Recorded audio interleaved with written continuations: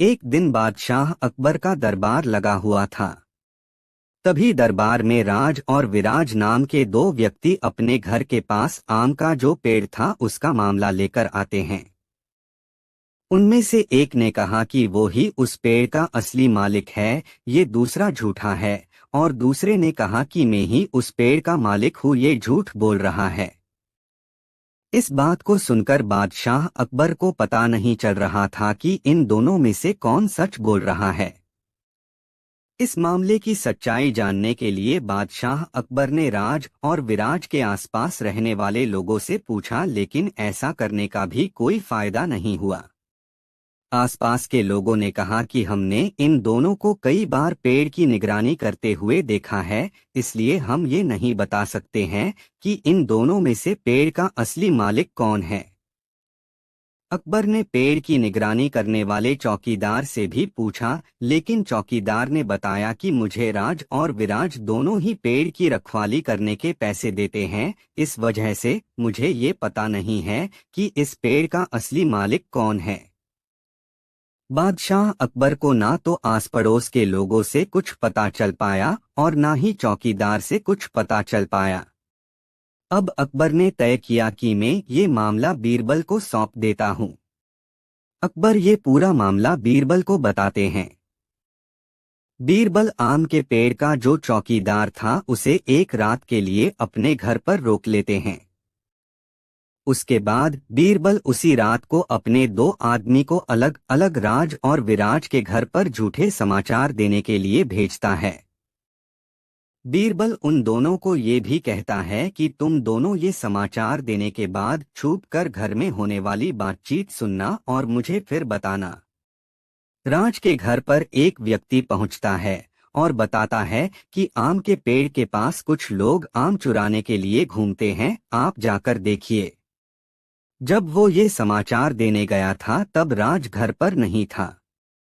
राज की पत्नी ने ये बात सुनी और जब राज घर पर आया तब उनसे कहा कि आम के पेड़ के पास कुछ लोग आम चुराने के लिए घूमते हैं, तुम जल्दी जाओ और उन्हें रोक लो।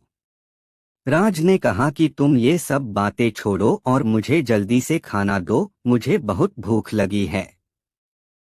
वैसे भी कल दरबार में फैसला होने वाला है कि हमें इस आम के पेड़ की मालिकी मिलती है कि नहीं। अगर मिल गई तो ठीक है, वरना कोई बात नहीं। ये सब बातें बीरबल का आदमी सुन रहा था। विराज के घर पर भी एक व्यक्ति पहुंचता है और बताता है कि आम के पेड़ के पास कुछ लोग आम चुराने के फिराक में हैं, आप जाकर देखिए। जब वो ये समाचार देने गया था तब विराज घर पर नहीं था। विराज की पत्नी ने ये बात सुनी और जब विराज घर पर आया तब उनसे कहा कि आम के पेड़ के पास कुछ लोग आम चुराने के फिराक में हैं। ये बात सुनकर विराज तुरंत लाठी उठा के पेड़ की ओर भागता है।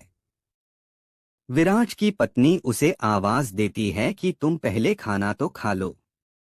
विराज उनसे कहता है कि खाना जरूरी नहीं है, अगर मेरे आम चोरी हो गए तो वो वापस नहीं आएंगे।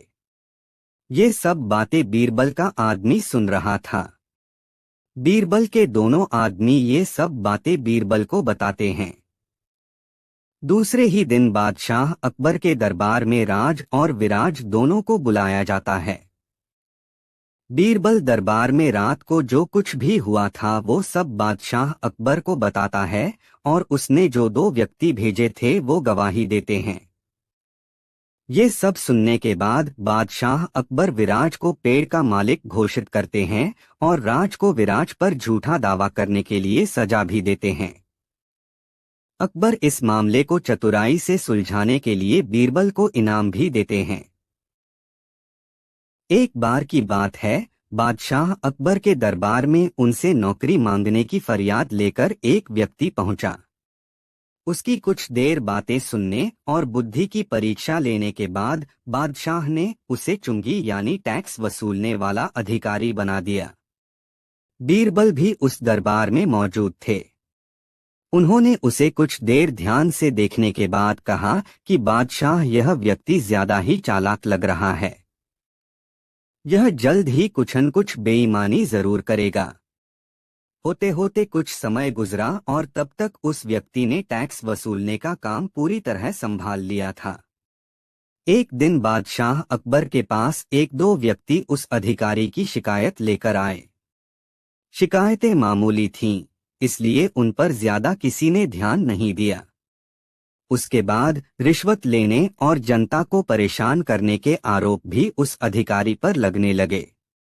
इतनी शिकायतें आने पर बादशाह ने सोचा कि इसका तबादला ऐसी जगह कर देता हूं जहां इसे बेईमानी करने का मौका ही न मिल पाए।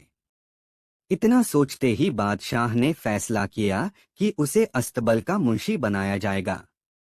फिर अकबर ने मन में कहा कि अब घोड़ों की लीद उठवाने के काम में ये क्या ही बेईमानी कर पाएगा। वहां मुंशी के पद पर पहुंचते ही उस व्यक्ति ने फिर रिश्वत लेना शुरू कर दिया। उसने सीधे घोड़े की देखभाल करने वालों से कह दिया कि तुम लोग घोड़ों को कम दाना पानी खिलाते हो। इसका पता बादशाह को चला है, इसलिए मुझे लीद को तोलने के लिए भेजा है। अब अगर लीद का वजन कम हुआ तो सबकी शिकायत बादशाह से कर दूंगा।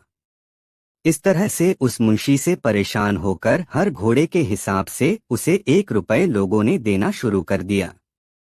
यह बात भी कुछ समय बाद अकबर तक पहुंच गई। उन्होंने मुंशी को सीधे यमुना की लहरें गिनने का कार्य सौंप दिया। फिर बादशाह के मन में हुआ कि अब यहाँ तो यह कोई बेईमानी कर ही नहीं पाएगा। कुछ ही दिनों में जैसे ही वो व्यक्ति यमुना किनारे पहुंचा तो वहां भी उसने अपना दिमाग दौड़ा लिया। वो नाव से सवारी करने वालों को रोक रोक कर कहता कि मैं लहरें गिन रहा हूं, ऐसे में तुम लोग यहाँ से नहीं निकल सकते हो। इसी जगह पर 2-3 दिन तक रुकना होगा। रोज रोज ऐसी बातें सुनकर नाव चलाने वालों ने अपने कार्य को जारी रखने के लिए उसे 10-10 रुपए की रिश्वत देना शुरू कर दिया। अब यमुना किनारे भी वो व्यक्ति खूब बेईमानी कर रहा था।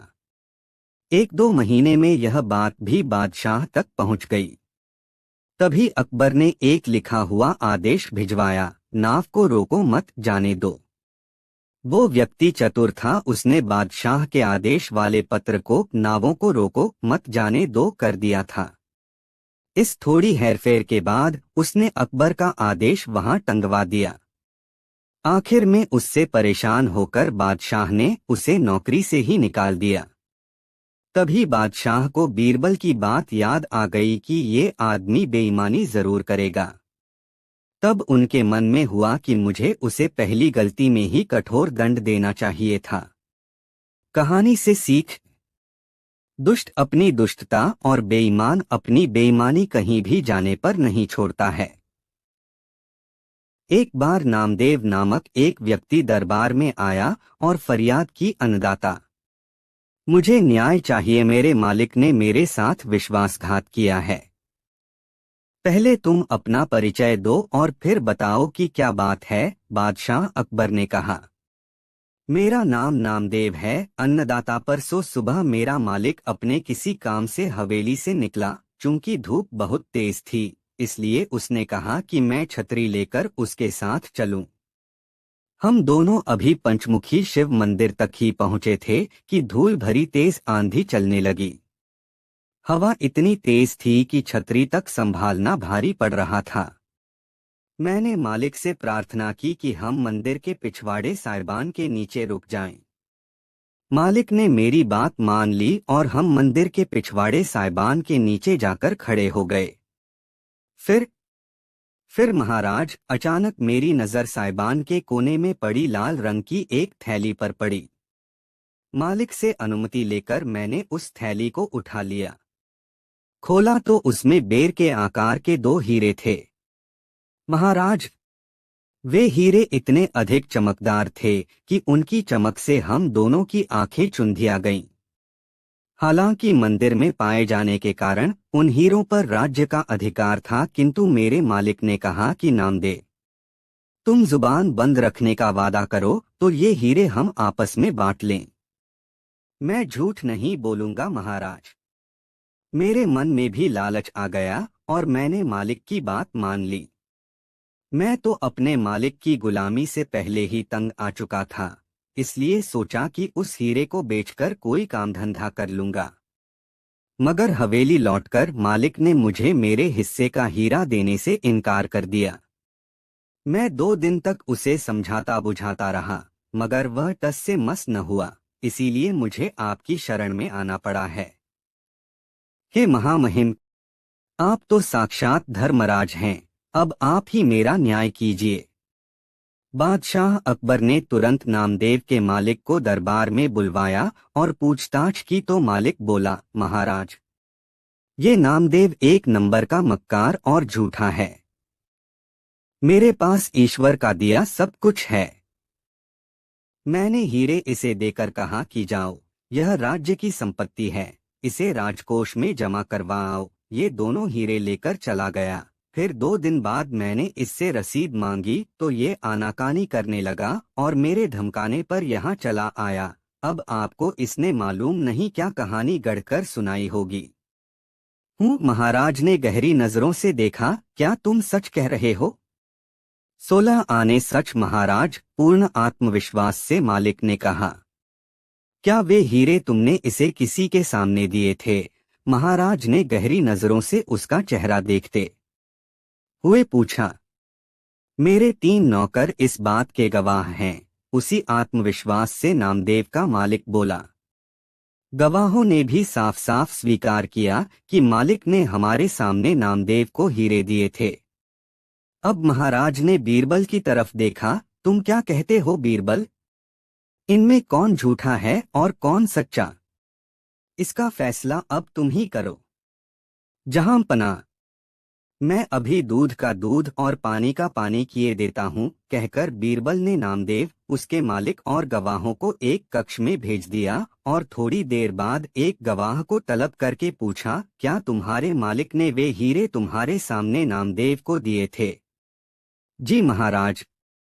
हीरे कैसे थे, किस रंग के थे और उनका आकार कैसा था, चित्र बनाकर समझाओ। बीरबल ने कागज कलम उसके सामने सरकाया तो वह सिकपिटा गया। हीरे लाल थैली में बंद थे, मैंने देखे नहीं थे। ठीक है, खामोशी से वहां खड़े हो जाओ, कहकर बीरबल ने दूसरे गवाह को बुलाया और उससे भी वैसे ही सवाल पूछे और चित्र बनाने के लिए कहा। दूसरे गवाह ने उल्टी सीधी 2 आकृतियां बनाकर रंग आदि बता दिए। फिर उन्होंने तीसरे को बुलाया तो उसने बताया, हीरे भोजपत्र के कागज में लिपटे थे, आकृति और रंग तो मालूम नहीं। सभी गवाहों ने एक दूसरे के सामने उत्तर दिए थे। अब उनके दिल जोर जोर से धड़क रहे थे। उन तीनों के उल्टे सीधे उत्तर सुनकर बादशाह अकबर क्रोधपूर्ण नजरों से उन्हें घूरने लगे थे। तीनों यह सोचकर कांप उठे कि उनका झूठ पकड़ा जा चुका है। इससे पहले कि बादशाह कोई कठोर आज्ञा देते कि उन्होंने लपककर उनके पांव पकड़ लिए और गिड़गिड़ाते हुए बोले, हमें क्षमा कर दें महाराज, हम झूठी गवाही देने पर मजबूर थे। यदि हम ऐसा न करते तो हमारा मक्कार मालिक हमें नौकरी से निकाल देता। सब कुछ साफ हो गया था। अब अकबर ने नामदेव और उसके मालिक को भी दरबार में तलब किया। अपने तीनों गवाहों को अपराधियों की भांति सिर झुकाए खड़े देखकर मालिक का हृदय कांप उठा। उसे समझते देर नहीं लगी कि उसका झूठ पकड़ा गया है। उसे देखते ही बादशाह अकबर ने आदेश दिया, इस धूर्त को गिरफ्तार करके इसके घर की तलाशी ली जाए। हीरे बरामद हो गए। वे बड़े कीमती हीरे थे। महाराज ने हीरे तो जब्त किए ही, मालिक से दंड स्वरूप 10,000 स्वर्ण मुद्राएं नामदेव को दिलवाई तथा 20,000 स्वर्ण मुद्राओं का जुर्माना भी मालिक पर किया। खुशी के मारे नामदेव दरबार में ही बादशाह अकबर और बीरबल की जय जयकार करने लगा। यह सब बीरबल की चमत्कारी बुद्धि का ही कमाल था। अकबर एक बार बीरबल के साथ हवाखोरी के लिए निकले। उन दिनों अकबर अपने साम्राज्य विस्तार के लिए लगातार प्रयास कर रहे थे। अपनी सल्तनत में अपनी स्वीकृति के लिए भी अकबर ने लगातार कार्य किया था, जिससे हर तरफ उनकी सराहना हो रही थी। रियाया में अपनी तारीफ होने की बातें सुनकर अकबर के मन में अभिमान होने लगा था कि वह सबसे बड़े हैं। हवाखोरी करते करते अकबर ने अचानक बीरबल से पूछा, बीरबल बताओ, संसार में सबसे बड़ा कौन है? बीरबल ने इस प्रश्न से यह समझ लिया कि अकबर इस समय अपनी सफलता के मद में चूर हैं और इस प्रश्न के उत्तर में उसके मुंह से सुनना चाहते हैं, जहांपना आप। मगर यह जानते बूझते भी बीरबल ने ऐसा कुछ नहीं कहा। अकबर ने जब दोबारा वही सवाल किया तब उनकी ओर देखते हुए बीरबल ने कहा, जहांपना संसार में सबसे बड़ा हम किसी भी नन्हे बच्चे को कह सकते हैं जिसके सभी दांत बाहर नहीं आए हों और जो बोलना सीख रहा हो। बीरबल का जवाब सुनकर अकबर को निराशा हुई। खीज से भरकर अकबर ने पूछा, तुम अपनी बात सिद्ध कर सकते हो बीरबल? अवश्य कर सकता हूँ जहांपना, यदि आप मुझे थोड़ी मोहलत दे दें, बीरबल ने उत्तर दिया। जितनी चाहो मोहलत ले लो, लेकिन याद रखो, जब तक तुम बच्चे को बड़ा प्रमाणित नहीं करोगे तब तक तुम्हें दरबार में हाजिरी लगाने की इजाजत नहीं मिल सकती, अकबर ने तल्ख होते हुए कहा। जो आज्ञा, बीरबल ने कहा और चुप हो गया। वह समझ चुका था कि अकबर को उसकी बात जरूरत से ज्यादा बुरी लगी है। थोड़ी देर बाद ही अकबर हवाखोरी से लौट आए और लंबे लंबे डग भरते हुए राजमहल की ओर बढ़ गए। बीरबल ने समझ लिया कि बादशाह ने ऐसा करके अपने गुस्से का इजहार किया है। वह वहां से सीधे अपने घर लौटा और बैठकर कुछ विचार करने लगा। अचानक उसे याद आया कि उसके पड़ोस में जो रफीक नाम का आदमी रहता है, उसकी बेटी अपने 1.25 साल के बच्चे के साथ इन दिनों आई हुई है। कुछ विचारते हुए बीरबल रफीक के घर पहुंच गया। बीरबल ने रफीक से कहा, भाई मेरे, मैं तुम्हारे नवासे के साथ खेलना चाहता हूँ। जब से मैंने उसके यहाँ आने की खबर सुनी है, तभी से उससे मिलने को बेचैन हूँ। बीरबल के इस तरह के मनुहार से रफीक को आंतरिक प्रसन्नता हुई। वह बच्चे को ले आया और बीरबल को थमाते हुए कहा, जब तक मर्जी तब तक खेलिए इस बच्चे के साथ। मेरा नवासा है तो क्या आपका नवासा न हुआ? उसने बच्चे को बीरबल की गोद में थमा दिया। बीरबल थोड़ी देर तक बच्चे के साथ खेलता रहा। फिर उसके मन में एक विचार कौंधा। उसने बच्चा रफीक के हाथों में सौंपते हुए बच्चे का हाथ पकड़कर रफीक की दाढ़ी सहलाने लगा। रफीक को बीरबल का ऐसा करना बड़ा अजीब लगा, मगर बात चूंकि बीरबल की थी इसलिए कुछ बोला नहीं। बीरबल ने स्वयं अपनी इस हरकत की पर्दादारी के लिए रफीक से कहा, कुछ सोचो मत भाई रफीक, मैं तो यह देख रहा हूं कि तुम्हारी दाढ़ी छूना तुम्हारे नवासे को कितना मजा दे रहा है। हमारे यहाँ मानते हैं कि नाती जब नाना की दाढ़ी से खेले तो समझो कि नाती अपने नन्हर के बारे में ऊंचे ख्याल रखता है। बीरबल की बातें सुनकर रफीक बहुत खुश हुआ और खुद अपने नवासे के हाथ में अपनी दाढ़ी थमाने की कोशिश करने लगा। अब बीरबल रोज अपने पड़ोसी के घर जाता। कभी वह उस बच्चे के लिए कपड़े ले जाता तो कभी खिलौने। रोज वह बच्चे के हाथ में रफीक की दाढ़ी थमाकर उन्हें खींचने के लिए प्रेरित करता। रफीक को यह सब अच्छा लगने लगा था। इस तरह 10-15 दिन बीत गए। बच्चा अब संकेत मात्र से दाढ़ी के बालों को खींचना शुरू कर देता था। बच्चे को अपने ढंग से प्रशिक्षित कर लेने के बाद एक दिन एक बीरबल उस बच्चे के लिए राजसी पोशाक लेकर आया जिसमें सोने चांदी के सलमा सितारों से कशीदाकारी की गई थी। बीरबल ने जब वह लिबास रफीक को यह कहते हुए दिया कि इसे वह उस बच्चे के लिए लाया है, तब रफीक को सहजता में विश्वास ही नहीं हुआ कि इतना कीमती उपहार भी कोई उस बच्चे को लाकर दे सकता है, वह भी महज पड़ोसी होने के नाते। मगर बीरबल ने जिद करके वह पोशाक उसी वक्त बच्चे को पहनवाई और उसे देखकर तारीफ करने लगा, इस बच्चे को तो बादशाह के घर में होना चाहिए था। देखना, एक दिन यह बच्चा इतना हुनरमंद हो जाएगा कि बादशाहत भी इसके कदम चूमेगी। बीरबल के मुंह से ये बातें सुनकर रफीक मुग्ध हो गया और बीरबल के प्रति श्रद्धा से भर गया। कितना प्यार करता है यह मेरे नवासे से, उसने मन ही मन सोचा। तभी बीरबल ने कहा, रफीक, इन कपड़ों में इस बच्चे को देखकर मेरी तबीयत हो रही है कि मैं इसे बादशाह से मिला लाऊं। बादशाह भी देखें कि गरीबों के घरों में भी ऐसे बच्चे जन्म लेते हैं जिन्हें देखकर बादशाह भी दांतों तले उंगली दबा लें। मैंने पहले भी कहा है कि नवासा आपका है, आप इसे जिससे चाहें मिला लाएं। मुझे क्या एतराज हो सकता है, लेकिन जरा इस बच्चे को मैं इसकी अम्मी से मिला लाऊं। वह भी तो देखे कि इसके नए नाना ने इसके लिए कितना शानदार लिबास बनवाया है। ऐसा रेशमी लिबास तो यहाँ कहीं दिखाई भी नहीं पड़ता, ऊपर से सोने चांदी के तारों का यह शानदार काम, क्या नक्काशी है। वह देखेगी तो झूम उठेगी, रफीक ने कहा और बच्चे को लेकर वह अपने घर के भीतर चला गया। थोड़ी देर के बाद जब वह निकला तब बीरबल ने उस बच्चे को अपनी गोद में ले लिया और कहा, लाओ रफीक भाई, मैं अपने नवासे को बादशाह से मिलाकर लाऊं। और बच्चे को लेकर बीरबल वहां से चला गया। रफीक उन्हें मुग्ध नजरों से जाता हुआ देखता रहा जब तक कि वे दोनों उसकी नजरों से ओझल न हो गए। दरबार का समय समाप्त हो चुका था। बीरबल ने अनुमान लगा लिया कि अकबर अब राजमहल में जा चुके होंगे, इसलिए वह रफीक के घर से उस बच्चे को गोद में लेकर सीधे राजमहल पहुंचा। महल के रक्षक उसे पहचानते थे, इसलिए महल में प्रवेश मिलने में उसे कोई दिक्कत नहीं हुई। महल में प्रवेश के बाद उसने बादशाह अकबर के पास संदेश भिजवाया कि वह अभी इसी वक्त बादशाह से मिलने की इजाजत चाहता है।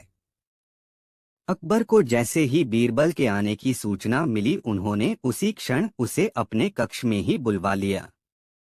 बीरबल की गोद में एक खूबसूरत बच्चे को देखकर अकबर ने पूछा, यह कौन है तुम्हारी गोद में, इतना प्यारा बच्चा।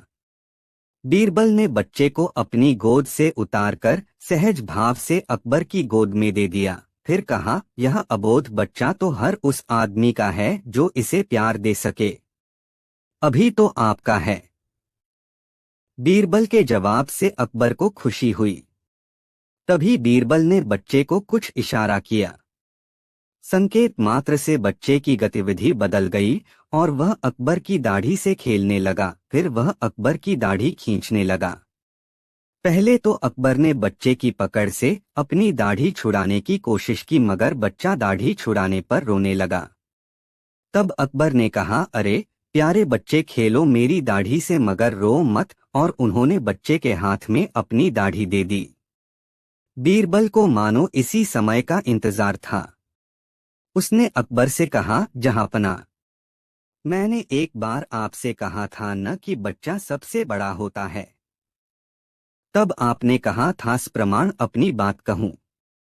अब आप स्वयं यह प्रमाण देखें। इस बच्चे को छोड़कर आपकी दाढ़ी का एक बाल भी छूने की हिम्मत और किसी में है?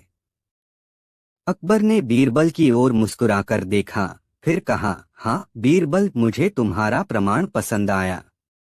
बीरबल ने उसी समय बच्चे को कुछ इशारा किया और बच्चा अकबर की दाढ़ी छोड़कर बिल्कुल शांत होकर गोद में बैठ गया।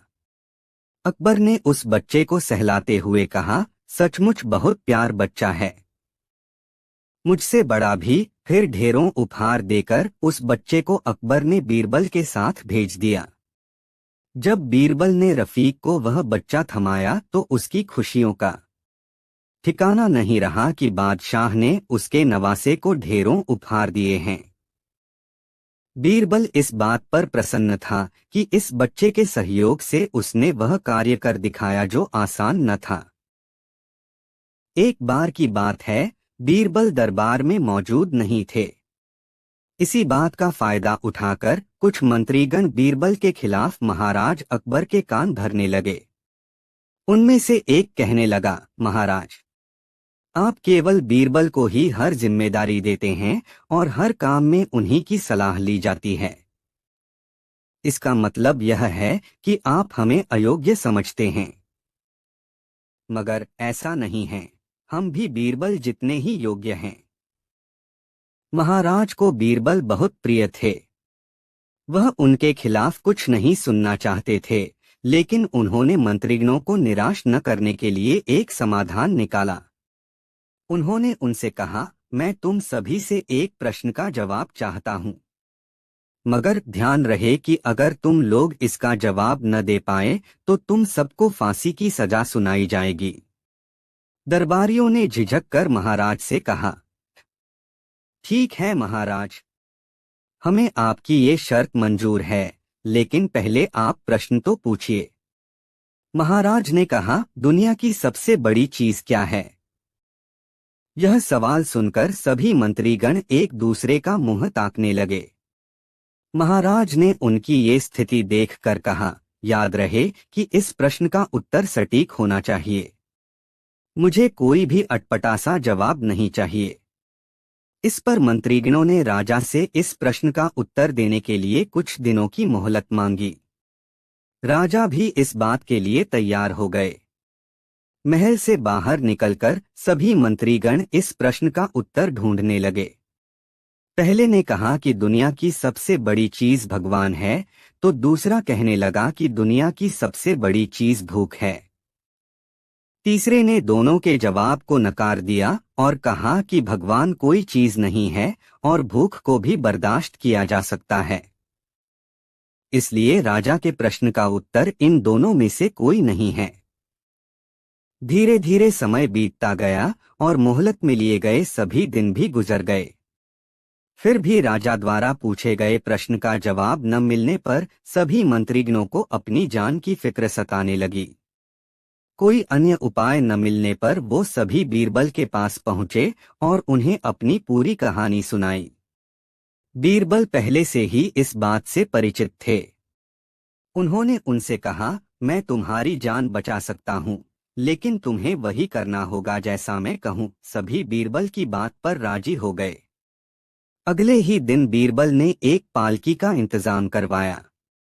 उन्होंने 2 मंत्रीगणों को पालकी उठाने का काम दिया, तीसरे से अपना हुक्का पकड़वाया और चौथे से अपने जूते उठवाए व स्वयं पालकी में बैठ गए। फिर उन सभी को राजा के महल की ओर चलने का इशारा दिया। जब सभी बीरबल को लेकर दरबार में पहुंचे तो महाराज इस मंजर को देखकर हैरान थे। इससे पहले कि वो बीरबल से कुछ पूछते, बीरबल खुद ही राजा से बोले, महाराज, दुनिया की सबसे बड़ी चीज गरज होती है। अपनी गरज के कारण ही ये सब मेरी पालकी को उठाकर यहाँ तक ले आए हैं। यह सुन महाराज मुस्कुराए बिना न रह सके और सभी मंत्रीगण शर्म के मारे सिर झुकाए खड़े रहे। कहानी से सीख। इस कहानी से हमें यह सीख मिलती है कि हमें कभी भी किसी की योग्यता से जलना नहीं चाहिए, बल्कि उससे सीख लेकर खुद को भी बेहतर बनाने की कोशिश करनी चाहिए। एक बार बीरबल बीमार पड़ गए। बुखार के कारण बीरबल के शरीर में बहुत पीड़ा हो रही थी। बीमार होने के कारण बीरबल कई दिनों से दरबार में नहीं आ पा रहे थे।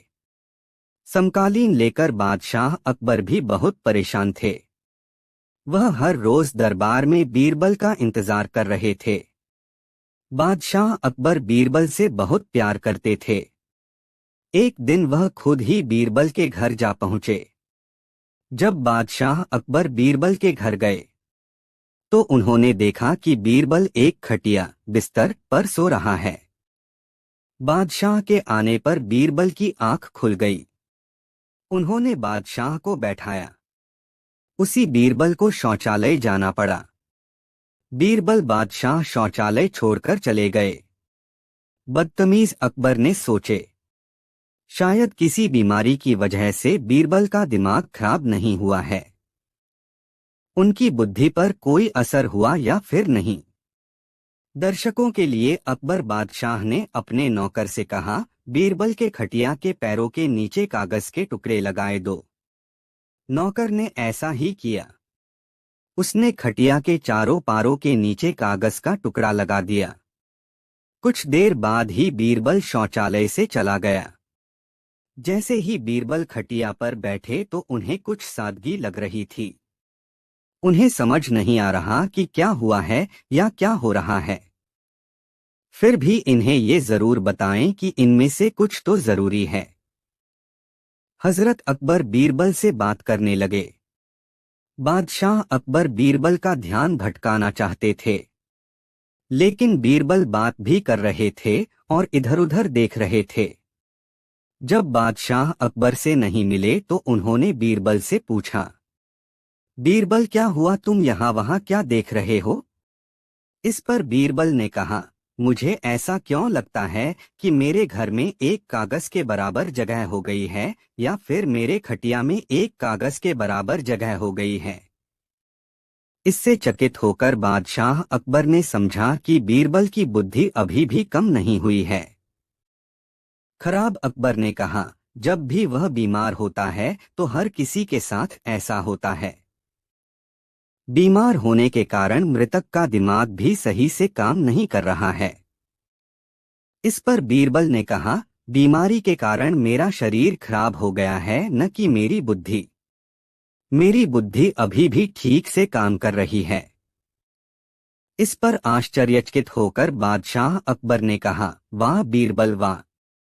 हो सकता है आज यह साबित कर दिया जाए कि रिश्तेदार का कोई भी नहीं है। यह कहानी बादशाह अकबर के जमाने की है।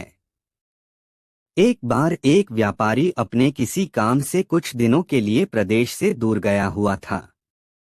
जब वह अपना काम खत्म करके घर पहुंचा तो देखता है कि उसकी पूरी तिजोरी खाली है। उसकी मेहनत की सारी कमाई चोरी हो चुकी है। व्यापारी घबरा गया और उसने अपने घर के सारे नौकरों को बुलाया। व्यापारी के घर में कुल 5 नौकर थे। व्यापारी की एक आवाज पर सारे नौकर उसके सामने आकर खड़े हो गए।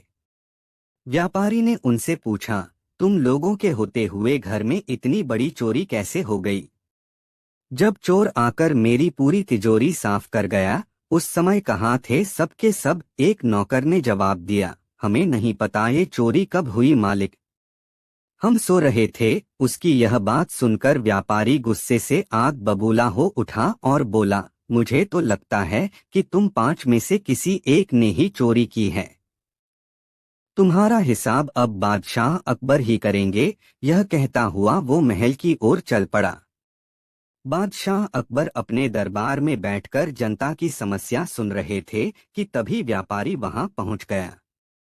व्यापारी ने कहा, न्याय हुजूर न्याय, मेरी समस्या को दूर करें। बादशाह ने पूछा, क्या हुआ? कौन हो तुम और क्या है तुम्हारी समस्या? व्यापारी बोला, मैं आप ही के राज्य में रहने वाला एक व्यापारी हूँ महाराज। एक जरूरी काम से कुछ दिनों के लिए प्रदेश से बाहर गया था। जब वापस आया तो मेरी सारी तिजोरी लुट चुकी थी। मैं बर्बाद हो गया, हुजूर मेरी मदद करें। यह सुनकर बादशाह ने व्यापारी से कुछ सवाल पूछे, जैसे कितना सामान चोरी हुआ, क्या उसे किसी पर शक है आदि। सवालों के जवाब मिलने के बाद अकबर ने व्यापारी का मामला बीरबल को सौंप दिया और कहा कि असली चोर को पकड़ने में बीरबल उसकी मदद करेंगे। अगले दिन बीरबल व्यापारी के घर पहुंचे। उन्होंने सभी नौकरों को बुलाया और उनसे पूछा कि चोरी की रात वो सभी कहाँ थे। सभी ने कहा कि वो व्यापारी के घर में ही रहते हैं और उस रात भी व्यापारी के घर में ही सो रहे थे। बीरबल ने उनकी बात मान ली और कहा, आप सभी को परेशान होने की जरूरत नहीं है। मेरे हाथ में ये 5 जादुई लकड़ियां हैं। मैं आप सभी को एक एक लकड़ी दूंगा। जो भी चोर होगा उसकी लकड़ी आज रात 2 इंच लंबी हो जाएगी और चोर पकड़ा जाएगा। हम सभी कल यहीं मिलेंगे। यह कह बीरबल ने सबसे हाथ में एक एक लकड़ी पकड़ाई और वहां से चले गए। दिन ढल गया। अगले दिन बीरबल फिर से व्यापारी के घर पहुंचे और उन्होंने सभी नौकरों को अपनी अपनी लकड़ी के साथ बुलाया। जब बीरबल ने सबकी लकड़ी देखी तो उन्होंने देखा कि एक नौकर की लकड़ी 2 इंच छोटी है। बस फिर क्या था। बीरबल ने तुरंत सिपाहियों को उस नौकर को पकड़ने का आदेश दिया। व्यापारी इस पूरी घटना को समझ नहीं पाया और असमंजस से बीरबल की तरफ देखने लगा। बीरबल ने व्यापारी को समझाया कि कोई लकड़ी जादुई नहीं थी, लेकिन चोर को इस बात का डर था कि उसकी लकड़ी 2 इंच बड़ी हो जाएगी, और इस डर से उसने अपनी लकड़ी को 2 इंच काट दिया और वह पकड़ा गया। व्यापारी बीरबल की चतुराई से बहुत प्रभावित हुआ और उसका धन्यवाद किया। कहानी से सीख। बच्चों, बीरबल ने चोर को पकड़ा कहानी से हमें यह सीख मिलती है कि गलत काम चाहे जितना भी चतुराई से किया जाए, लेकिन वो सभी की नजरों में आ जाता है और उसका अंजाम हमेशा बुरा ही होता है। एक बार अकबर गहन सोच में थे, ऐसा लग रहा था परेशान हैं। तब एक दरबारी ने उनसे उनकी परेशानी का कारण पूछा। तब अकबर ने बताया, उनके बेटे सलीम को अंगूठा चूसने की एक गंभीर गलत आदत पड़ गई है। जैसे जैसे वे बड़े होते जा रहे हैं, इस आदत की वजह से हम सभी परेशान हैं, लेकिन शहजादे जिद्दी हैं और किसी की नहीं सुनते। तब उस दरबारी ने अकबर को एक संत के विषय में बताया। उसने कहा कि एक संत हैं, कहते हैं कि उनसे जो एक बार बात कर लेता है वो उनकी हर बात सुनता है और अपनी सारी बुराई त्याग देता है। उसकी बातें सुन अकबर को अपनी परेशानी का हल उस संत में दिखाई दिया और अकबर ने उस संत को दरबार में लाने का आदेश दे दिया। कुछ समय बाद संत को दरबार में बुलाया गया, उनका आदर सत्कार किया गया। तब संत ने लाने का कारण पूछा। अकबर ने उन्हें सलीम की अंगूठा चूसने की आदत के बारे में बताया और कुछ उपाय करने कहा। अकबर और सभी दरबारी टकटकी लगाए संत को देखने लगे कि वो क्या उपाय करता है, लेकिन संत कुछ देर सोचने के बाद बोला, उसे 1 हफ्ते का समय चाहिए, और ऐसा कहकर वो बिना सलीम से मिले चला गया। उस समय दरबार में महान बीरबल भी मौजूद थे। 1 हफ्ते बाद संत आया और उसने सबसे पहले सलीम को बुलाया और उससे बहुत देर बातें की और उन्हें खेल खेल में यह सिखाया कि अंगूठा चूसना सेहत के लिए हानिकारक है, इसलिए उन्हें ऐसा नहीं करना चाहिए। और सलीम को बात समझ आ गई और उन्होंने सबके बीच कभी अंगूठा ना चूसने की कसम खाई। संत ने जो बातें सलीम को समझाई वो सभी आम बातें थी। वो चाहता तो यह बात उसी दिन दरबार में कह सकता है, लेकिन उसने हफ्ते का समय लिया। यह बात अकबर और दरबारियों को हजम नहीं हुई और उन्होंने इसे दरबार की तौहीन माना और अकबर से संत को सजा देने की मांग कर डाली। अकबर भी दरबारियों की बात से सहमत थे और उन्होंने भी सजा देना तय किया, लेकिन जैसे कि वे हर फैसले के पहले बीरबल का मशवरा लेते थे, उन्होंने इस बार भी बीरबल की तरफ देखा और पूछा कि आज तुम इतने खामोश क्यों हो? क्या तुम्हें नहीं लगता इस संत को सजा मिलनी चाहिए? तब बीरबल अपने अंदाज में खड़ा होता है, दरबार के बीच जाकर कहता है कि जहां पनाह में बिल्कुल उल्टा सोच रहा हूं, इसलिए खामोश हूं। सभा में हल्ला मचने लगता है, सभी को आश्चर्य है कि उल्टा मतलब क्या। तब बीरबल कहता है, मेरे हिसाब से ये संत महान हैं, हमें इनसे सीख लेनी चाहिए और गुरु मानकर इनका आशीर्वाद लेना चाहिए और इनके साथ हुई गुस्ताखी की माफी भी मांगनी चाहिए। यह सुनकर सभी को गुस्सा आ जाता है और दरबार में कोहराम मच जाता है। तब अकबर गुस्से में बीरबल से कहता है, गुस्ताख बीरबल, तुम हम सभी की तौहीन कर रहे हो कि हम इस संत से माफी मांगे। तब बीरबल कहता है, जहां पनाह गुस्ताख की नाफरमानी को माफ करे, लेकिन मेरे मुताबिक यही न्यायसंगत है। अकबर कहता है, बीरबल अपनी बात को साबित करो। तब बीरबल बताता है, जिस दिन संत पहली बार दरबार आए थे और आप उनसे शहजादे की बात कर रहे थे, तब इनके हाथों में चुने की एक डिबिया थी, जिससे निरंतर चुना निकाल कर वे खा रहे थे, लेकिन आज उनके हाथ में कोई डिबिया नहीं है, क्योंकि जब आप उनसे शहजादे की गलत आदत की बता कर रहे थे, तभी उन्हें अपनी गलत आदत का एहसास हुआ और उन्होंने 1 हफ्ते का समय खुद को सुधारने के लिए मांगा और अपने आप को सुधारकर उन्होंने आज सलीम को ज्ञान दिया। ऐसे लोग बहुत कम होते हैं जो पहले खुद की कमी को देखे और उसे सुधारे, इसलिए मेरे हिसाब से ये एक महान संत हैं, सभी को बात समझ आती है और सभी संत से माफी मांग उनसे आशीर्वाद लेते हैं। इस कहानी से क्या शिक्षा मिलती है? पहली, किसी को ज्ञान देने अथवा सीख देने से पहले अपने अंतर्करण में अवश्य झांके कि क्या आप खुद उस ज्ञान के दायरे में जीवन जीते हैं। क्या आप में वे सभी गुण हैं जिसका ज्ञान आप दूसरों को दे रहे हैं? अगर नहीं है तो पहले खुद को सुधारे फिर दूसरों को ज्ञान दे, और अगर आप खुद सुधर नहीं सकते तो दूसरों को ज्ञान देने का आपका कोई हक नहीं बनता। दूसरी शिक्षा यह मिलती है कि दरबार में बिना विचार किए सभी संत को दोषी कहने लगते हैं। हमेशा जो दिखाई देता है सत्य नहीं होता। हर करनी के पीछे कोई न कोई कारण होता है, इसलिए एकदम से नकारात्मक भाव नहीं लाना चाहिए। हमेशा परिस्थिति का अवलोकन करना चाहिए, क्योंकि जो दिखाई देता है वास्तव में सत्य वो हो ये जरूरी नहीं है। अपनी राय कायम करने से पहले सच जानना जरूरी है। इसलिए बीरबल ने कहा था उसका निर्णय न्याय संगत है। एक वक्त की बात है, बादशाह अकबर अपने दरबारियों के साथ दरबार में मौजूद थे। तभी उनके मन में एक बात आती है। बादशाह बोलते हैं कि मेरे आसपास हमेशा बुद्धिमान लोग रहते हैं और मैं उनके बीच रहकर बोर हो गया हूँ। मैंने फैसला किया है कि मुझे कुछ मूर्ख व्यक्तियों से मिलना चाहिए। अकबर बीरबल से कहते हैं, तुमने हमेशा हमारी मदद अपने ज्ञान और चतुराई से की है। हम चाहते हैं कि इस बार भी तुम ऐसा ही कुछ करो और हमारे लिए 6 मूर्ख व्यक्ति ढूंढ कर लेकर आओ। बीरबल, जी जहां पनाह, मैं आपके लिए 6 मूर्ख व्यक्ति जरूर ढूंढ कर लाऊंगा। अकबर, हम आपको 6 मूर्ख व्यक्ति ढूंढने के लिए 30 दिन का समय देते हैं। बीरबल, जहां पनाह, मुझे इतने अधिक समय की आवश्यकता नहीं पड़ेगी।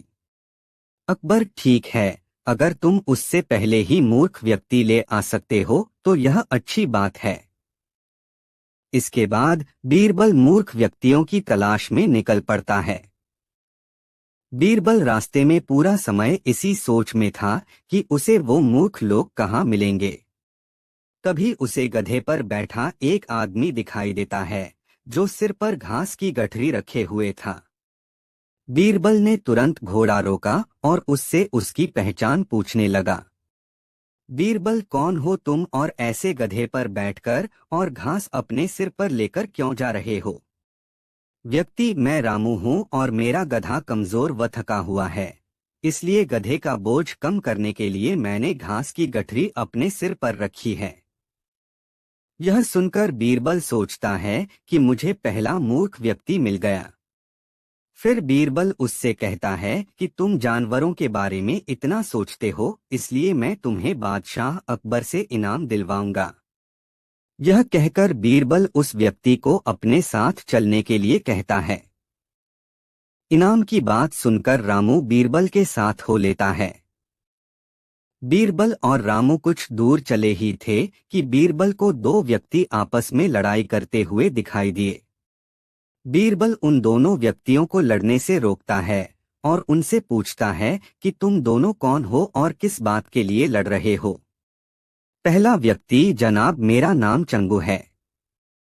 दूसरा व्यक्ति, और मेरा मंगू है। मंगू, जनाब मुझे चंगू कहता है कि इसके पास शेर है जिसे वो मेरी गाय के शिकार के लिए छोड़ेगा। चंगू, हाँ मैं ऐसा ही करूंगा और मुझे बहुत मजा भी आने वाला है। बीरबल, कहाँ है तुम लोगों की गाय और शेर? मंगू, जनाब जब भगवान हमें वरदान देने आएंगे तो मैं उनसे गाय मांगूंगा और चंगू शेर मांगेगा, जिसे यह मेरी गाय पर छोड़ने की बात कर रहा है। बीरबल, अच्छा यह बात है। उनकी बातें सुनकर बीरबल समझ गया कि उन्हें 2 और मूर्ख व्यक्ति मिल गए हैं। बीरबल इनाम की बात कहकर उन्हें भी अपने साथ ले लेता है। उन तीनों को लेकर बीरबल अपने घर पहुंचता है और फिर सोचने लगता है कि बाकी के मूर्ख व्यक्ति कहां से ढूंढ कर लाऊं। बीरबल उन तीनों मूर्खों को अपने घर में ही रहने के लिए कहकर बाहर चला जाता है। जब बीरबल और मूर्ख लोगों को ढूंढने के लिए बाहर आता है तो उसे एक व्यक्ति दिखाई देता है जो कुछ ढूंढता रहता है। बीरबल उसके पास जाकर पूछता है कि आप क्या ढूंढ रहे हैं? व्यक्ति, जनाब, मेरी अंगूठी कहीं गिर गई है जिसे मैं काफी समय से खोज रहा हूं, लेकिन मुझे नहीं मिल रही है। बीरबल, क्या आपको पता है कि अंगूठी कहाँ गिरी थी? व्यक्ति, दरअसल मेरी अंगूठी यहाँ से दूर उस पेड़ के पास गिरी थी, लेकिन वहाँ अंधेरा होने के कारण मैं यहाँ उसे ढूंढ रहा हूँ। बीरबल, अच्छा यह बात है। आप कल हमारे साथ बादशाह के दरबार में चलो। मैं बादशाह अकबर से आपको दूसरी अंगूठी देने के लिए कहूँगा। व्यक्ति, अच्छा ठीक है, फिर खुश होकर अगले दिन सुबह बीरबल दरबार में उन चारों मूर्खों को लेकर पहुंचता है। बीरबल, बादशाह अकबर, मैं आपके कहे अनुसार मूर्ख व्यक्तियों को ढूंढ कर ले आया हूँ। अकबर, बीरबल, तुमने तो एक ही दिन में मूर्ख व्यक्ति ढूंढ लिए, क्या हमारे राज्य में मूर्खों की संख्या अधिक है और तुम यकीन के साथ कैसे कह सकते हो कि ये व्यक्ति मूर्ख हैं? बीरबल ने बादशाह से सारी बातें बताई। फिर अकबर कहते हैं कि ये तो केवल 4 ही लोग हैं, बाकी के 2 मूर्ख कहाँ हैं? बीरबल, जहांपनाह, यहाँ पर 6 मूर्ख व्यक्ति हैं। अकबर, यहाँ कहाँ हैं और कौन हैं, हमें भी बताओ। बीरबल, जहांपनाह, एक तो मैं स्वयं हूँ। अकबर, तुम मूर्ख कैसे हुए? बीरबल, मैं इसलिए मूर्ख हूँ क्योंकि मैं इन मूर्खों को खोज कर लाया। अकबर, फिर अकबर हंसने लगता है और कहता है कि मैं समझ गया कि दूसरा मूर्ख कौन है, पर मैं तुमसे सुनना चाहता हूँ। बीरबल, दूसरे आप हैं जहां पनाह, जो आपने मुझे मूर्ख व्यक्तियों को लाने के लिए कहा। बीरबल की बातें सुनकर अकबर उसकी प्रशंसा करने लगते हैं और कहते हैं कि बीरबल के पास हर सवाल का जवाब होता है। कहानी से सीख, दिमाग और चतुराई से हर मुश्किल काम आसान हो सकता है, लेकिन ऐसे कामों में अपना कीमती समय व्यर्थ नहीं करना चाहिए जिसका कोई मतलब न हो। एक बार की बात है, बादशाह अकबर के दरबार में एक बड़ा विवाद खड़ा हो गया। दरबार में 2 व्यापारी आए थे और दोनों ही एक ही घोड़े पर अपना दावा कर रहे थे। दोनों का कहना था कि वह घोड़ा उनका है और दूसरे ने उसे चुरा लिया है। इस विवाद को सुलझाने के लिए अकबर ने बीरबल को बुलाया। ने बीरबल से कहा, बीरबल, तुम ही इस मामले का न्याय करो और सही मालिक का पता लगाओ। बीरबल ने दोनों व्यापारियों से पूछा, तुम दोनों में से कौन कौन इस घोड़े की देखभाल करता है और इसे खिलाता है? दोनों व्यापारियों ने एक साथ कहा, मैं करता हूँ। बीरबल ने सोचा और फिर घोड़े को ध्यान से देखा। उसने एक तरकीब सोची और कहा, ठीक है, हमें यह देखना होगा कि यह घोड़ा किसके पास जाना चाहता है। तुम दोनों बारी बारी से इस घोड़े को बुलाओ और देखते हैं कि यह किसके पास जाता है। पहला व्यापारी घोड़े के पास गया और उसे पुकारा, लेकिन घोड़ा उसकी ओर नहीं गया। फिर दूसरा व्यापारी घोड़े के पास गया और उसे पुकारा। घोड़ा तुरंत उसकी ओर बढ़ा और उसके पास जाकर खड़ा हो गया। बीरबल ने मुस्कुराते हुए कहा, महाराज, यह घोड़ा दूसरे व्यापारी का है। घोड़ा हमेशा अपने असली मालिक को पहचानता है और उसके पास जाना चाहता है। पहला व्यापारी निराश हो गया और उसने स्वीकार किया कि वह झूठ बोल रहा था। उसने माफी मांगी और घोड़े को उसके सही मालिक को लौटा दिया। अकबर ने बीरबल की बुद्धिमानी और न्याय की सराहना की। इस कहानी से यह सीखने को मिलता है कि सच्चाई हमेशा सामने आती है, चाहे स्थिति कितनी भी कठिन क्यों न हो। बीरबल ने अपनी चतुराई से यह साबित कर दिया कि न्याय के लिए बुद्धिमानी और सूझबूझ कितनी महत्वपूर्ण होती है। अगली कहानी, एक बार की बात है, बादशाह अकबर के दरबार में एक दिन एक अनोखा आदमी आया। वह आदमी अपने सिर पर मिट्टी के बर्तन उठाए हुए था और उसने दावा किया कि वह दुनिया का सबसे बड़ा जादूगर है। उसने कहा, महाराज, मैं अपनी जादूगरी से किसी भी व्यक्ति को कुछ ही क्षणों में अमीर बना सकता हूँ। अकबर ने उसकी बातों में दिलचस्पी ली और कहा, ठीक है, हमें दिखाओ कि तुम क्या कर सकते हो। वह आदमी मुस्कुराया और उसने दरबार के एक साधारण से व्यक्ति को बुलाया। उसने उस व्यक्ति को बर्तन पकड़ने के लिए कहा और फिर अपने मंत्रों का जाप करने लगा। थोड़ी देर बाद उसने बटन को उल्टा कर दिया और उसमें से सोने की मुद्राएं गिरने लगी। सभी दरबारी यह देखकर हैरान रह गए। अकबर ने कहा, यह तो वाकई अद्भुत है। अगर तुम सच में इतने बड़े जादूगर हो तो यह सोने की मुद्राएं हमेशा असली ही रहेंगी। बीरबल, जो चुपचाप यह सब देख रहे थे, उन्होंने उस आदमी की चालाकी को भांप लिया। बीरबल ने कहा, महाराज, मुझे एक बार यह बर्तन देखने की अनुमति दें। अकबर ने अनुमति दी और बीरबल ने बर्तन की जांच की। उन्होंने बटन के अंदर एक गुप्त पाया जिसमें सोने की मुद्राएं छुपाई गई थी। बीरबल ने मुस्कुराते हुए कहा, महाराज, यह व्यक्ति हमें धोखा दे रहा है। यह असली जादूगर नहीं है, बल्कि एक चालाक ठग है। इस बर्तन में पहले से ही सोने की मुद्राएं छुपाई गई थी। अकबर ने उस ठग को पकड़ने का आदेश दिया और उसे सजा दी। उन्होंने बीरबल की बुद्धिमानी की एक बार फिर सराहना की। इस कहानी से हमें यह सीखने को मिलता है कि हर चमकने वाली चीज सोना नहीं होती। हमें हमेशा सावधान रहना चाहिए और सत्य को जांचने के लिए अपनी बुद्धि और सूझबूझ का उपयोग करना चाहिए। बीरबल ने अपनी चतुराई से यह साबित कर दिया कि सच्चाई की पहचान कैसे की जाती है और हमें धोखाधड़ी से कैसे बचाया जा सकता है। एक बार बादशाह अकबर अपनी कुछ सालगिरह को लेकर शिकार पर निकले। शिकार करते करते वे सभी जंगल में बहुत आगे निकल आए और भटक गए। श्रमिकों के प्रयास के बाद भी उन्हें आगरा राजमहल जाने का रास्ता नहीं मिल सका। धीरे धीरे शाम घिरने लगी। सबकी भूख प्यास से बुरा हाल हो गया, लेकिन वे अभिलेख और अनुमान के आधार पर आगे नहीं बढ़ रहे हैं। कुछ देर में वे सब एक साथी पर पहुंचे। उन्हें उम्मीद थी कि वहां से एक अलग महल को जाया जाएगा, लेकिन कौन सा, ये पता लगाना जरूरी था। पास पास कोई ऐसा व्यक्ति नहीं दिख रहा था जिससे रास्ता पूछा जा सके। सब चिंता इधर उधर देख रहे थे। बादशाह की दृष्टि एक बालक पर पड़ी जो उनकी ओर ही आ रहा था। पास आकर बादशाह अकबर ने बालक से पूछा, बालक, जरा बताओ तो आगरा के लिए कौन सी सड़क जाती है? बादशाह का प्रश्न आश्चर्यचकित होकर बालक की हंसी और बोला, महाशय, सड़क कहीं नहीं जाती, जाना तो तुम्हें ही मिलेगा।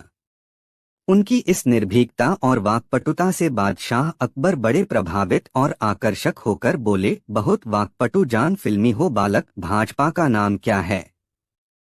मेरा नाम महेश दास महाशय। और आपका नाम? बालक ने तपाक से उत्तर देते हुए प्रश्न भी कर दिया। कहते हुए अकबर ने उत्तर दिया, तुम हिंदुस्तान के अकबर से बात कर रहे हो। यह जानने वाला बालक सिर झुकाकर बादशाह अकबर का अधिपति हुआ।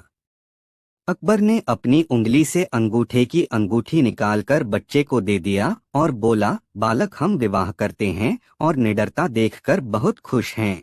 हमारा राजमहल आना और ये अंगूठी हमें दिखाना, हम तुरंत पहचान लेंगे और इनाम दे देंगे। चलो अब बताओ कि आगरा जाने का रास्ता कौन सा है? बच्चे ने रिंग ले ली और आगरा जाने का रास्ता उन्हें बताया।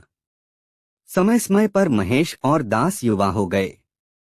एक दिन उन्होंने अपनी मुलाकात के दौरान राजमहल जाने का विचार किया और अपनी पुरानी अंगूठी लेकर अपने घर से निकल पड़ी। राजमहल पहुंचकर वह हैरान रह गया। कीमती पत्थरों से निर्मित और बेहतरीन निर्माण से सज्जित पैलेस राजमहल में उनकी अस्थियां फटी की फटी रह गईं। कुछ देर बाद राजमहल को निहारने के बाद जब वह अंदर जाने लगा तो दादा पर्दे ने उसे रोक दिया, रुको, ऐसे कैसे अंदर चल जा रहे हो? बादशाह अकबर द्वारा दी गई अंगूठी दिखाते हुए महेश दास दरबान से बोले, महाशय, जहां मुझे पाना से मिलना है। दरबान ने उसे राजमहल में प्रवेश के लिए राजी हो गया। इस शर्त पर कि उसने उसे इनाम दे दिया, उसका आधा हिस्सा उसे दे देगा। बीरबल ने शर्त मान ली। राजमहल में प्रवेश कर उन्होंने बादशाह अकबर के दरबार में प्रवेश किया। बादशाह सलामत को सलाम करने के बाद वह रिंग में दिखाई दी, जिसे पहचानकर बादशाह बोले, अरे तुम्हें तो वो बच्चा हो जिसने हमें सिखाया था। जी हुजूर। बोलो इनाम में क्या चाहिए। जहां पनाह मैं चाहता हूं कि आप मुझे इनाम में 100 कोड़े लगाए दें, महेश दास ने नम्रता से निवेदन किया। अकबर हक्के बक्के रह गए, यह प्रार्थना करते हुए बोले, ये तुम क्या कह रहे हो। बिना अपराध के हम हथियारबंद हथियार स्थापित कर सकते हैं। हुजूर मुझे इनाम में 100 कोड़ ही चाहिए। महेश दास की जिद के आगे अकबर को झटका लगा और उन्होंने जल्लाद को आदेश दिया, महेश दास को 100 कोड़े लगाएंगे। जल्लाद ने महेश दास को कोड़ लगाना शुरू कर दिया। जैसे ही उसने 50 कोड़े पूरे किए, महेश दास बोला, बस हुजूर, ये मेरे हिस्से का इनाम था। इनाम का आधा हिस्सा मुझे अपने वचन के अनुसार आपके दरबान को देना है, इसलिए 50 कोड़े उसे जगह दे देंगे। यह शेखर बीरबल ने राजमहल में प्रवेश के लिए दरबान से हुई बातचीत का पूरा विवरण बादशाह अकबर को दिया था। यह बात सुनी थी कि दरबार में ठहाके लग गए। बादशाह अकबर ने दरबान को 50 की जगह 100 कोड़े स्थापित किया। महेश दास की बुद्धिमत्ता को देखते हुए उन्होंने कहा, महेश, अपनी अक्लमंदी के कारण आज से तुम बीरबल कहलाओगे, और अपने नवरत्नों में शामिल होकर उन्हें अपना मुख्य सलाहकार नियुक्त किया। बादशाह अकबर के दरबार में बीरबल का बोलबाला था। बीरबल की चतुराई और सूझबूझ ने उन्हें बादशाह का खास बना दिया था। इस कारण दरबार में बहुत से लोग बीरबल से जलते थे। इन लोगों में बादशाह अकबर के साले साहब भी थे। साले साहब बीरबल को नीचा दिखाने के लिए कोई भी मौका नहीं छोड़ते थे, लेकिन हर बार उन्हें ही मुंह की खानी पड़ती थी। बेगम का भाई होने की वजह से बादशाह भी उसे कुछ नहीं कहते थे। एक दिन बीरबल की गैर मौजूदगी में साले साहब ने बादशाह अकबर से दीवान पद की मांग कर डाली। बादशाह ने साले साहब की परीक्षा लेने की सोची। उन्होंने साले साहब से कहा, आज मुझे सुबह सुबह महल के पीछे बिल्ली के बच्चों की आवाज सुनाई दी है। लगता है कि किसी बिल्ली ने बच्चे दिए हैं, जाकर देखकर आओ कि यह बात सच है या नहीं। साले साहब झट से महल के पीछे गए और वापस आकर बोलते हैं, आपकी बात सच है, महल के पीछे एक बिल्ली ने बच्चों को जन्म दिया है। बादशाह ने कहा, अच्छा, जरा यह बताओ कि बिल्ली ने कितने बच्चों को जन्म दिया है। साले साहब ने जवाब में कहा, यह तो मुझे नहीं पता, मैं अभी पता करके आता हूँ महाराज। इतना कहकर वो फिर से महल के पीछे गए और वापस आकर कहते हैं, महाराज, बिल्ली 5 बच्चों की मां बनी है। बादशाह अकबर ने पूछा, अच्छा, जरा यह बताओ कि उन 5 बच्चों में से कितनी मादा हैं और कितने नर हैं। साले साहब ने जवाब में कहा, मैंने यह तो देखा ही नहीं, मैं अभी देखकर आता हूँ। इतना कहकर वो फिर से महल के पीछे जाते हैं और थोड़ी देर बाद आकर कहते हैं, महाराज, बिल्ली के 5 बच्चों में से 3 नर हैं और 2 मादा हैं। बादशाह अकबर ने अपने साले साहब से फिर से एक सवाल पूछा, बिल्ली के नर बच्चे किस रंग के हैं। सवाल के जवाब में साले साहब ने कहा, मैं अभी देखकर आता हूँ। बादशाह अकबर ने कहा, रहने दो, बैठ जाओ। इतने में बीरबल राज दरबार में पहुंच चुके थे। बादशाह ने बीरबल से कहा, बीरबल, महल के पीछे बिल्ली ने बच्चों को जन्म दिया है, जरा देखकर आओ कि क्या यह बात सही है। बीरबल ने कहा, मैं अभी देखकर आता हूँ महाराज। ऐसा कहकर वह महल के पीछे देखने के लिए चले गए। वापस लौटकर बीरबल ने बादशाह अकबर को बताया, महाराज, बिल्ली ने बच्चों को जन्म दिया है। बादशाह ने बीरबल से पूछा, बिल्ली कितने बच्चों की मां बनी है। बीरबल ने तुरंत जवाब दिया, महाराज, 5 बच्चों की। बादशाह ने फिर से सवाल किया, बिल्ली के बच्चों में से कितनी मादा हैं और कितने नर हैं? बीरबल ने तुरंत जवाब दिया, महाराज 3 नर और 2 मादा। बादशाह अकबर ने एक बार फिर से बीरबल से सवाल किया, बिल्ली के नर बच्चे किस रंग के हैं? बीरबल ने तुरंत जवाब दिया, महाराज 2 नर बच्चों का रंग काला और एक का बादामी है। अब महाराज ने पास बैठे अपने साले साहब की तरफ देखा और पूछा, तुम्हारा इस बारे में क्या कहना है? साले साहब शर्मिंदगी से सिर झुकाए बैठे रहे और कुछ न कह सके। कहानी से सीख। इस कहानी से हमें यह सीख मिलती है कि हमें किसी की सफलता से जलना नहीं चाहिए। एक बार अकबर अपने दरबार में बैठे थे। दरबारियों में बहस चल रही थी कि संसार में सबसे उज्ज्वल वस्तु क्या है। अकबर को चर्चा का विषय रोचक लगा, इसलिए वे इसमें रुचि ले रहे थे। एक के बाद एक दरबारी अपने आसन से उठकर अपनी बुद्धि और ज्ञान से उज्ज्वल वस्तु की व्याख्या कर रहा था। दरबार में अधिकांश दरबारियों की राय थी कि सबसे उज्ज्वल वस्तु दूध है, तो कुछ दरबारी इस मत के भी थे कि दूध से उज्ज्वल कपास होता है। थोड़ी ही देर में चर्चा दूध और कपास की उपयोगिताओं पर केंद्रित हो गई। यह चर्चा भी थोड़ी देर के बाद ही परिवर्तित हो गई और दरबारी दूध और कपास की उपयोगिता के स्थान पर उसके उत्पादन को केंद्र बिंदु बनाकर बहस करने लगे। अकबर ने देखा कि दरबार में बहस का सिलसिला चल रहा है, मगर बीरबल बिल्कुल खामोश है। उन्होंने बीरबल को टोका, बीरबल, तुम क्यों खामोश हो? तुम भी कुछ बोलो। बीरबल ने कहा, जहांपनाह, मैं क्या बोलूं? दरबार में तो बोलने की होड़ लगी हुई है। मूल चर्चा का विषय ही बदल चुका है। दरबार में अपने मित्रों द्वारा की जा रही चर्चा को अब तक सुनने के बाद मैं इसी निष्कर्ष पर पहुंचा हूं कि विद्वान जब बोलते हैं तब मूल विषय गौण हो जाता है और उनकी स्वयं की विद्वत्ता ही प्रकट होने लगती है। जैसे आरंभ में दरबार के मेरे विद्वान साथी विश्व की सबसे उज्ज्वल वस्तु को केंद्र में रखकर चर्चा कर रहे थे।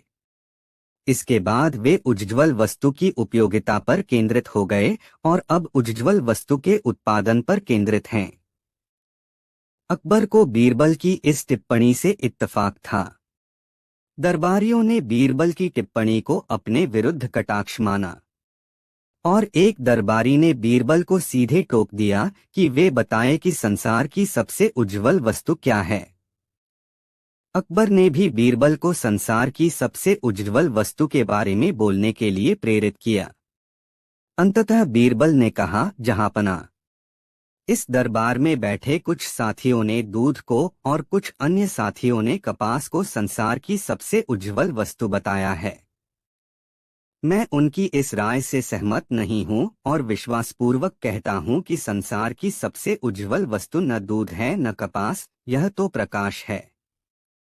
बिना प्रकाश के कहीं कुछ भी उज्ज्वल नहीं हो सकता। बीरबल की बात पर दरबार में शोर होने लगा। अकबर ने समझ लिया कि दरबारी बीरबल के कथन के विरुद्ध हैं।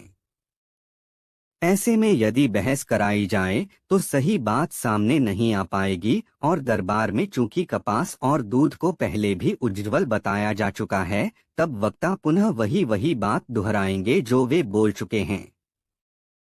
इसलिए उन्होंने बीरबल से सीधे पूछा, बीरबल, क्या तुम अपनी बात प्रमाणित कर सकते हो?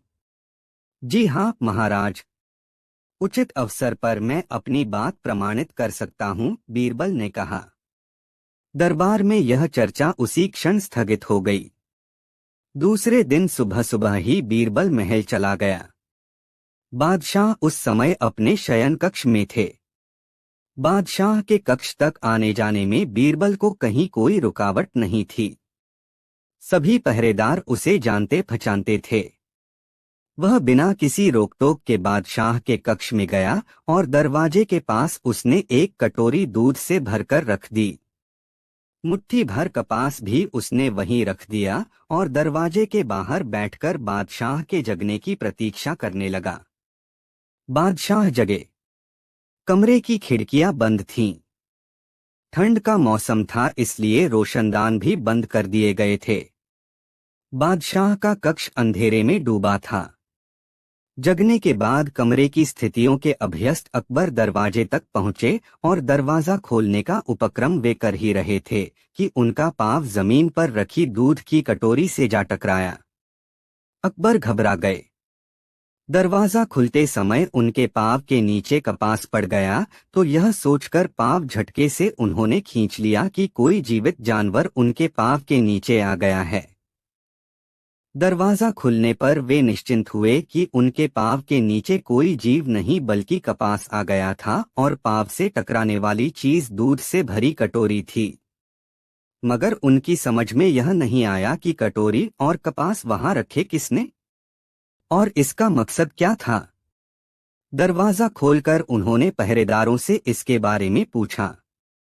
तभी दरवाजे के पास बैठा बीरबल उठ खड़ा हुआ और बोला, जहांपना, मैंने ही दूध की कटोरी और कपास दरवाजे के पास रखे थे। बीरबल को उस वक्त वहां देखकर बादशाह चकित हुए और पूछा, बीरबल, तुम यहाँ इस वक्त? बीरबल के आकस्मिक आगमन से अकबर हैरानी में थे।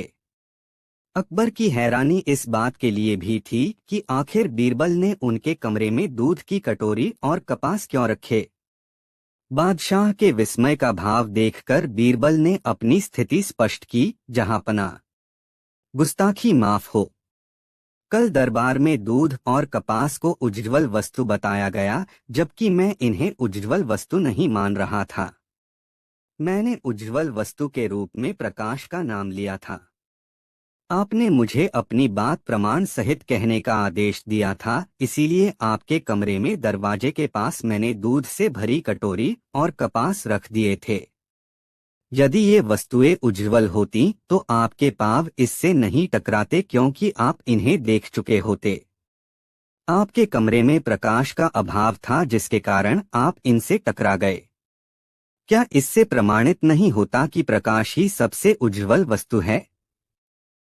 बीरबल की बातों से अकबर प्रसन्न हुए और उस दिन जब अकबर अपने दरबार में गए तब दरबारियों को बीरबल के प्रमाण सहित प्रकाश को उज्ज्वल बताने की घटना का सविस्तार उल्लेख किया।